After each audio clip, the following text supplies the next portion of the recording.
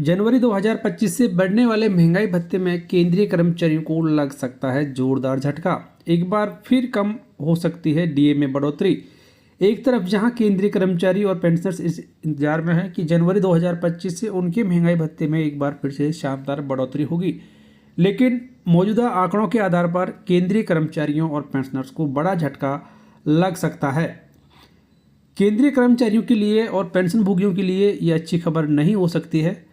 नए साल यानी कि जनवरी 2025 में उन्हें जोरदार झटका लग सकता है। महंगाई भत्ते में अब तक का सबसे कम उछाल देखने को मिल सकता है। महंगाई भत्ते में पिछले 3 साल की तुलना में सबसे कम बढ़ोतरी होने का अनुमान है। दरअसल केंद्र सरकार हर 6 महीने में महंगाई भत्ता बढ़ाने का फैसला अखिल भारतीय उपभोक्ता मूल्य सूचकांक के आंकड़ों के आधार पर करती है। सितंबर 2025 तक के आंकड़ों के मुताबिक कर्मचारियों के जनवरी 2025 में बढ़ने वाले महंगाई भत्ते में 2 से 3% बढ़ोतरी होने के आसार हैं।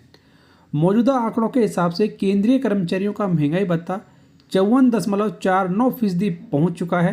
हालांकि अक्टूबर, नवंबर और दिसंबर के आंकड़े आना अभी बाकी हैं, लेकिन जुलाई, अगस्त और सितंबर 2024 तक के आंकड़ों के आधार पर महंगाई भत्ते में सिर्फ 1.49% की बढ़ोतरी हुई है, क्योंकि जुलाई से उन्हें 53% महंगाई भत्ता दिया जा रहा है और 3 महीने के आंकड़े आने के बावजूद सिर्फ 1.49% की बढ़ोतरी हुई है।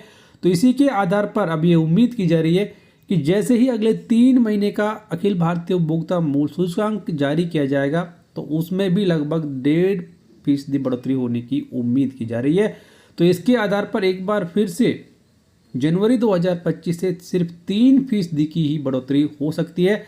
यदि आंकड़ों में कमी देखने को मिलती है तो महंगाई भत्ता और भी कम बढ़ सकता है। तो इस तरीके से कर्मचारियों को एक बड़ा झटका जनवरी 2025 से मिलने वाले महंगाई भत्ते में लग सकता है, क्योंकि जुलाई, अगस्त और सितंबर के जो आंकड़े आए हैं उनमें ज़्यादा बढ़ोतरी देखने को नहीं मिली है, क्योंकि सितंबर 2024 का अखिल भारतीय उपभोक्ता मूल्य सूचकांक 143.3 अंक था।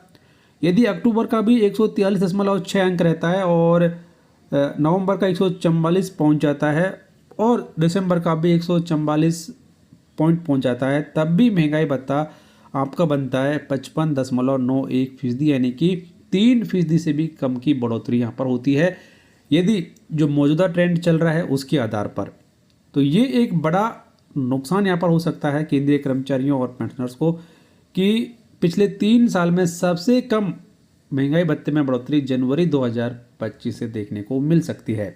तो इसके बारे में आपकी राय कमेंट बॉक्स में जरूर लिखें। इस वीडियो को लाइक कर दें, शेयर कर दें आपके दोस्तों के साथ।